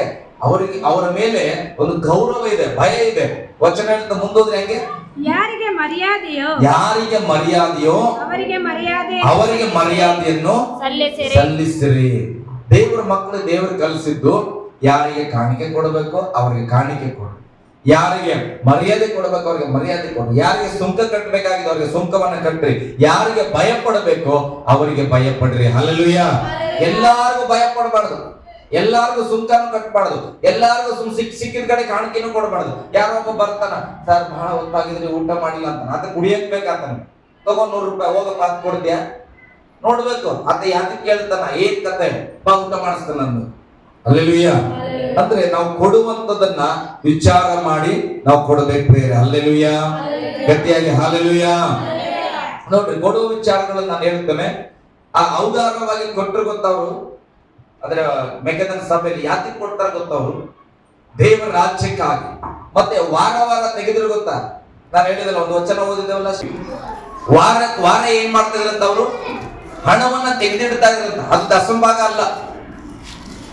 ಹಲ್ಲೆಲೂಯಾ. ಅದು ದಶಮ ಭಾಗ ತೆಗೆದಿಡ್ತಾ ಇದ್ದಿಲ್ಲ. ಅವ್ರು ಯಾಕೆ ತೆಗಿತಾ ಇದ್ರು ಗೊತ್ತಾ? ಮೊನ್ನೆ ಯೇಸುನ ಹೇಳಿದ್ರು ಏನಂತ, ಎಲ್ಲರಿಗೂ ಒಂದೊಂದು ಕಾಣಿಕೆ ಬಾಕ್ಸ್ ಕೊಡ್ತೇವೆ, ಅದ್ರಲ್ಲಿ ಏನ್ ಮಾಡ್ರಿ, ಅದು ಟೈಪ್ ಅಲ್ಲ, ಕಾಣಿಕೆ ಅಲ್ಲ, ಅದ್ರಲ್ಲಿ ನಿಮಗೆ ಸಿಕ್ಕಿದಷ್ಟು ಒಂದು ಎಷ್ಟು 10, 100, 50 ಹಾಕ್ತಾ ಇದ್ರಿ, ಅದನ್ನ ಕೊನೆಯ ದಿನಗಳಲ್ಲಿ ಸಭೆಯಲ್ಲಿ ಉಪಯೋಗ ಮಾಡ್ಲಿಕ್ಕೆ ಬರ್ತದಂತ. ಅಂದ್ರೆ ಈ ವಾರ ತೆಗಿತಾ ಇದ್ದು ಯಾಕಂದ್ರೆ ಅದೇ ಚೆನ್ನಾಗಿ ಹೋದ್ರಿ, ಬಡ ಮಕ್ಕಳಿಗೆ ಸಹಾಯ ಮಾಡೋ ವಿಷಯಕ್ಕಾಗಿ ವಾರದ ಮೊದಲನೇ ದಿನದ ಕೂಲಿಯನ್ನು ಅವರು ತೆಗೆದಿಡ್ತಾ ಇದ್ರು. ಎಲ್ಲ ಸಭೆಯವರೆಲ್ಲ ಸೇರಿ ಒಟ್ಟುಗೂಡಿಸಿಡ್ತಾ ಇದ್ರು. ಪೌಲ ಬಂದ ತಕ್ಷಣ ಏನ್ ಮಾಡ್ತಾನ, ಅದನ್ನ ತಗೊಂಡೋಗಿ ಬಡವರ ಸೇವೆಗೆ ಹಂಚುತ್ತಾ ಇದ್ದೆ ನಮ್ಮದಾಗಿ. ಹಲ್ಲೆಲೂಯಾ. ಕಳೆದ ಸಾರಿ ನಾನು ಡಿಸೆಂಬರ್ ಅಲ್ಲಿ ಹಾಕಿದೆ. ಕೆಲವು ಎಲ್ಲ ಕಡೆ ನನ್ನ ಪರಿಚಯದವ್ರಿಗೆ ಎಲ್ಲರಿಗೂ ಕೂಡ ಕೆಲವರು ಕಳಿಸಿದೆ. ಒಬ್ಬರು ಮಾತ್ರ ರೆಸ್ಪಾನ್ಸ್ ಮಾಡಿ 2,000 ರೂಪಾಯಿ ಕಳಿಸಿದೆ. ಅಂದ್ರೆ ಸಣ್ಣ ಮಕ್ಕಳಿಗೆ ನಮ್ಮ ಸಭೆಯಿಂದ ಬಡವರಿಗೆ ನಾವು ಸಹಾಯ ಮಾಡ್ತೇವೆ, ಅದಕ್ಕಾಗಿ ನೀವು ಸಹಾಯ ಮಾಡಬಹುದು ಅಂತ. ಈ ಸಲ ನಾನು ನೋಡಿದಾಗ 2,000 ರೂಪಾಯಿ ಮಾತ್ರ ಅದಕ್ಕಾಗಿ ಹಣ ಬಂದಿತ್ತು. ಬೇರೆ ಯಾರು ಕೂಡ ಅದರ ಬಗ್ಗೆ ತಲೆ ಕೆಡಿಸ್ಕೊಳ್ಳಿಲ್ಲ. ಹಲ್ಲೆಲೂಯಾ. ಗಟ್ಟಿಯಾಗಿ ಹಲ್ಲೆಲೂಯಾ. ಕೆಲವ್ರಿಗೆ ಅನ್ಸ್ಬೋದು, ಯಾರು ಹೇಳ್ಯಾರ ಬಡವ್ರ ಮಕ್ಕಳು ಸಹಾಯ ಮಾಡೋದು ಪಾಸ್ಟರ್ಗೆ? ಸತ್ಯವೇದ ಹೇಳುತ್ತದೆ, ಸಭೆ ಬಡವರಿಗೆ ಸಹಾಯ ಮಾಡಬೇಕು. ಹಲ್ಲೆಲೂಯಾ. ಬಡ ಮಕ್ಕಳನ್ನ ಪೋಷಣೆ ಮಾಡಬೇಕು. ಸಭೆಯ ಮೇಲೆ ಆ ಒಂದು ಭಾರವನ್ನ ದೇವರು ಇಟ್ಟಿದ್ದಾನೆ. ನಮ್ಮ ಸುತ್ತಮುತ್ತ ಇರತಕ್ಕಂಥ ಜನಗಳನ್ನ ಗುರುತಿಸಬೇಕು, ಸಭೆಯ ಒಳಗಿರತಕ್ಕಂಥ ಬಡ ಮಕ್ಕಳನ್ನ ಗುರುತಿಸಬೇಕು. ಅದಕ್ಕಾಗಿ ಹಣ ಸೇಕರಣೆ ಆದಾಗ ಒಂದಲ್ಲ ಒಂದು ವಿಧದಲ್ಲಿ ಏನ್ ಮಾಡಬಹುದು, ನಾವು ಅವರಿಗೆ ಸಹಾಯ ಮಾಡಬಹುದು. ಹಲ್ಲೆಲೂಯಾ. ಗಟ್ಟಿಯಾಗಿ ಹಲ್ಲೆಲೂಯಾ. ಒಂದೊಂದ್ಸಲ ಸೈತಾನನು ಮನಸ್ಸಿಗೆ ಆಲೋಚನೆ ಆಗ್ತಾನೆ, 10,000 ರೂಪಾಯಿ ದುಡಿತಿ ಅಂತ ಇಟ್ಕೋ, 1,000 ರೂಪಾಯಿ ಆಯ್ತು, ಬಡವರಿಗೆ 500 ರೂಪಾಯಿ, ವಾರಕ್ಕೆ ಪಾಸ್ಟರ್ ಬರ್ತಾರ 100 ರೂಪಾಯಿ, 400 ರೂಪಾಯಿ ಕಾಣಿಕೆ, ಪಾಸ್ಟರ್ ರೆಂಟೆಡ್ ಅಂತಾರ ಅದಕ್ಕೊಂದು ಕಾಣಿಕೆ, ಸಂಡೆ ಹೋಗ್ತೇವೆ ಆವಾಗ ಒಂದು 55 ರೂಪಾಯಿ ಕಾಣಿಕೆ, ಇಷ್ಟೆಲ್ಲ ಹಾಕಿದ್ರೆ 10,000 ರೂಪಾಯಿ 3,000 ರೂಪಾಯಿ ಹತ್ತೆ ಹೋಗ್ತದ. ಹೆಂಗ್ ನಮ್ ಜೀವನ ನಡೆಸ್ಬೇಕು? ಅಲ್ಲೆಲೂಯಾ. ಎಲ್ಲರಲ್ಲೂ ಬರ್ತದೆ ಇಲ್ಲ ಗೊತ್ತಿಲ್ಲ, ಕೆಲವರಲ್ಲಿ ಬರಬಹುದು. ಇಷ್ಟೆಲ್ಲ ಸಭೆಗೆ ಹೋಗೋದ್ರಿಂದ ಆದ್ರೆ ದೇವ್ರೆ ಅವ್ರು ಕೊಡಲ್ಲ ಅಂತ ಹೇಳ್ತಾನೆ ಇರ್ತಾರ ಪಾಸ್ಟ್ರು. ನಮ್ ಕೈಲಿ ಏನ್ ಟೈಪ್ ಕೊಡಕ್ ಆಗಲ್ಲ, ನಮ್ಗೇನ್ ಕಾಣಿಕೆ ಕೊಡಕ್ ಆಗಲ್ಲ. ಏನ್ ಮಾಡವ, ನಮಗ್ ಕೊಡಕ್ ಆಗೋವರೆಗೆ ನಾವೇನ್ ಮಾಡ್ಬಾರ್ದು, ಚರ್ಚಿಗೆ ಹೋಗ್ಬಾರ್ದು. ಹಲ್ಲೆಲೂಯಾ. ಅವ್ರು ಹೇಳ್ತಾನೆ ಇರ್ತಾರ, ನಾವು ಟೈಪ್ ಕೊಡಕ್ ಆಗಲ್ಲ, ಪಾಸ್ಟರ್ನ ಪ್ರೇಯರ್ ಕರೆಯಕ್ ಆಗಲ್ಲ, ಬಡವರು ಸಹಾಯ ಮಾಡಕ್ ಆಗಲ್ಲ. ಕೇಳಿ ನಮ್ಗೆ ಇನ್ಸಲ್ಟ್ ಆಗ್ತದ. ಅದಕ್ಕೆ ಏನ್ ಮಾಡವ, ನಾವು ಚೆನ್ನಾಗಿ ಅಭಿವೃದ್ಧಿ ಆಗಿದ್ಮೇಲೆ ಸಭೆಗೆ ಹೋಗ್ಬಾರ್ದು. ಹಲ್ಲೆಲೂಯಾ. ನೀ ಬರ್ದಿಟ್ಕೋ, ಒಂದು 500 ರೂಪಾಯಿ ಚಾಪಕ್ಕಾಗ್ರೆ ತಗೊಂಡ್ ಬಾ. ನೀನ್ ಹಂಗ ಅಭಿವೃದ್ಧಿ ಆಗಿ ಬರೋಷ್ಟ್ರಾಗ ನೀನ್ ಆಯುಷ್ಕಾಲ ಮುಗಿದಿರ್ತದ, ಟಿಕೆಟ್ ಹರಿದಿರ್ತಿ. ಹಲ್ಲೆಲೂಯಾ. ಹೋಗಲ್ಲ, ಒಟ್ಟಿಗೆ ಕಟ್ಟಬೇಕು. ಎಲ್ಲಿ? ನರಕದಾಗ. ಅಲ್ಲಿ ಏನ್ ಮಾಡಲ್ಲ, ಸ್ವಾಮಿ ಎಲ್ಲರೂ ಸೇರಿಸಿ ಒಮ್ಮೆಲೆ ಕೊಡ್ತಾನೆ, ನಾನು ಕರ್ಕೋತಾನ ಇಲ್ಲ. ಹಲ್ಲೆಲೂಯಾ. ಹೇಳ್ರಿ, ಅಂತ ಯೋಚನೆ ಮಾಡಲ್ಲ, ಮಾಡಿಲ್ಲ, ಮಾಡ್ಬೇಡ್ರಿ. ಹಲ್ಲೆಲೂಯಾ. ಬರ್ತದೆ ಇವೆಲ್ಲ, ನಿಮಗ್ ಬಂದಿಲ್ಲ, ನನಗೆಲ್ಲ ಬಂದು ಹೋಗ್ಬಿಟ್ಟವ. ಹಿಂಗ ಬಂದ ಹಂಗ ಬಂದು ಲೆಕ್ಕ ಮಾಡಿ, ಗಣಿತ ಮಾಡಿ, ವಿಜ್ಞಾನ ಮಾಡಿ, ಗುಣಿಸಿ ಬಾಕ್ಸಿ ಎಲ್ಲ ನೋಡಿ ಲಾಸ್ಟಿಗೆ ಏನ್ ಮಾಡಿನಿ, ಕೆಲವು ಮಾತುಗಳು ನನ್ನ ಹೆಂಡತಿ ಮಾತು ಕೇಳಿ ಹೇಳ್ದಾಗ ಅರ್ಥ ಆಗದೆ, ಬೆಟ್ಟು ಬಿದ್ದಾಗ ಅರ್ಥ ಆಗಿ ಏನ್ ಮಾಡಿ ನಾನೀಗ ಅನುಭವಕ್ಕೆ ಬಂದಿದ್ದೇನೆ. ಹಲ್ಲೆಲೂಯಾ. ಗಟ್ಟಿಯಾಗಿ ಹಲ್ಲೆಲೂಯಾ. ಹಲ್ಲೆಲೂಯಾ. ಈಗ ಹೇಳ್ರಿ, ಹೊಸ ಒಡಂಬಡಿಕೆ ಕೂಡ ಟೈಪ್ ಕೊಡೋದ್ರ ಬಗ್ಗೆ ಹೇಳ್ತದ. ಆದ್ರೆ 10ನ 1 ಭಾಗ ಅಂತ ಹೇಳಲ್ಲ, ಸಾಧ್ಯವಾದ್ರೆ ಹೆಚ್ಚಾಗಿ ಕೊಡಂತ ಹೇಳಿ. ನಂಬಿಕೆಯಲ್ಲಿ ಬಂದವನು ಏನ್ ಮಾಡು, ಹೆಚ್ಚಾಗಿ ಕೊಡು ಅಂತ ಹೇಳ್ತಾರೆ. ಲೋಕದಲ್ಲಿ ಅನೇಕ ಉದಾಹರಣೆಗಳು ಉಂಟು. ಕೋಲ್ಗೇಟ್ ಅವ್ರ ಬಗ್ಗೆ ಹೇಳ್ತಾರ, ಅವ್ರು ಏನ್ ಮಾಡಿದ್ರು 10ರಲ್ಲಿ 9ನೇ ಭಾಗನೇ ಕೊಡ್ತಾ ಇದ್ರು. ಗೊತ್ತಿಲ್ಲ, ದೇವರ ಸ್ತೋತ್ರ, ಅವ್ರಿಗೆ ಆಶೀರ್ವಾದ ಬಂದಿರ್ಬೋದು. ನಾನು ಹೇಳ್ತೇನೆ, ಕೊಡುವುದನ್ನ ಸಂತೋಷವಾಗಿ ಕೊಟ್ರು ಪ್ರಿಯರೇ. ಹಲ್ಲೆಲೂಯಾ. ಪಕ್ಕದಲ್ಲಿ ಕೈ ಕೊಟ್ಟು ಹೇಳ್ರಿ, ಏನಾದ್ರೂ ದೇವರಿಗೆ ಕೊಟ್ರೆ ಸಂತೋಷವಾಗಿ ಕೊಡ್ರಿ. ನಾನ್ ಕೊಡ್ತಾ ಇದ್ದೇನೆ ಅಂತ ನೀವು ಕೊಡ್ಬೇಡ್ರಿ, ನೀವು ಕೊಡ್ತಾ ಇದ್ರಿ ಅಂತ ನಾನ್ ಕೊಡಲ್ಲ. ವಾಕ್ಯ ನನ್ನ ಜೊತೆಗೆ ಮಾತಾಡಿದೆ, ನಾನು ಪಾಲಿಸುತ್ತೇನೆ. ಹಲ್ಲೆಲೂಯಾ. ಗಟ್ಟಿಯಾಗಿ ಹಲ್ಲೆಲೂಯಾ. ಇದು ಪ್ರಸಂಗ ಮಾಡಕ್ಕೆ ಬಹಳ ಯೋಚನೆ ಮಾಡಿ, ಯಾಕಂದ್ರೆ ಟೈಪ್ ಬಗ್ಗೆ ಬೇರೆ ಸಭೆಯಲ್ಲಿ ಹೇಳ್ತೇನೆ, ನನ್ನ ಸಭೆಯಲ್ಲಿ ಹೇಳಕ್ಕೆ ಸ್ವಲ್ಪ ನಿಮ್ಗೆ ಮುಜುಗರ. ಯಾಕಂದ್ರೆ ನಿಮ್ಮ ಮನಸ್ಸುಗಳಲ್ಲಿ ಬರಬಾರದಂತ ಆಲೋಚನೆ. ಅರಸು ಭಾಷೆಗೂ ಕೂಡ ಹಣದ ಆಸೆ ಬಂತೇನೋ, ಅದಕ್ಕೆ ಕಾಣಿಕೆ ಬಗ್ಗೆ ಹೇಳ್ತಾ ಇದಾರಂತ. ಹಲ್ಲೆಲೂಯಾ. ನನಗೆ ಚಿಂತೆ ಇಲ್ಲ, ಯಾರು ಕೊಡದೆ ಇರಲಿ, ದೇವ್ರು ನಡೆಸ್ತಾನ. ಆದ್ರೆ ನೀವು ಕೂಡ ಆ ಅನುಭವ ಕಾಣಬೇಕಂದ್ರೆ ಎಲ್ಲವನ್ನ ಮಾಡಬೇಕು ಪ್ರೇರೆ. ಎಲ್ಲವನ್ನ ಮಾಡಿದ್ರೆ ನಮ್ಗೆ ಒಳ್ಳೆ ರಿಸಲ್ಟ್ ಅದು ಬರುವಂತದ್ದಾಗಿದೆ. ಹಲ್ಲೆಲೂಯಾ. ನೀವು ಎಂತ ದೀಪವಾಗಿದ್ದೀರಿ? ಹತ್ತಿರುವ ದೀಪ ಹತ್ತಿದೆ ಅಂದ್ರೆ ಏನಾಗ್ಬೇಕು? ಬೆಳಕಾಗ್ಬೇಕು. ನಿನ್ ಮನೆಯಲ್ಲಿ ಎಲ್ಲ ಹೊರ ಸೂಸ್ಬೇಕಂದ್ರೆ ನೀನ್ ಟೈಮ್ ಕೊಡ್ಬೇಕು. ನಿನ್ನ ಮನೆಯಲ್ಲಿ ಯಾವಾಗಲೂ ಪಾಪದ ಕೃತ್ಯ ನಡಿಬಾರ್ದಂದ್ರೆ ಪ್ರತಿನಿತ್ಯ ಪ್ರಾರ್ಥನೆ ಇರಬೇಕು, ವೀಕ್ಲಿ ಪ್ರಾರ್ಥನೆ ಇರಬೇಕು. ಆವಾಗ ನಮ್ಮನ್ನ ವಾಕ್ಯ ಎಚ್ಚರಿಸ್ತಾ ಹೋಗ್ತದೆ. ಇದೆಲ್ಲವನ್ನ ಅನುಭವಕ್ಕೆ ತಂದುಕೊಂಡು ಪರಿಪಾಲನೆ ಮಾಡ್ರಿ. ಈ ವರ್ಷ ಆದ್ರೂ ಕೂಡ ಡಿಸೆಂಬರ್ ಬರುವ ಒಳಗೆ ನಾವು ನಿಂತಿಲ್ಲಿ ದೊಡ್ಡ ಸಾಕ್ಷಿ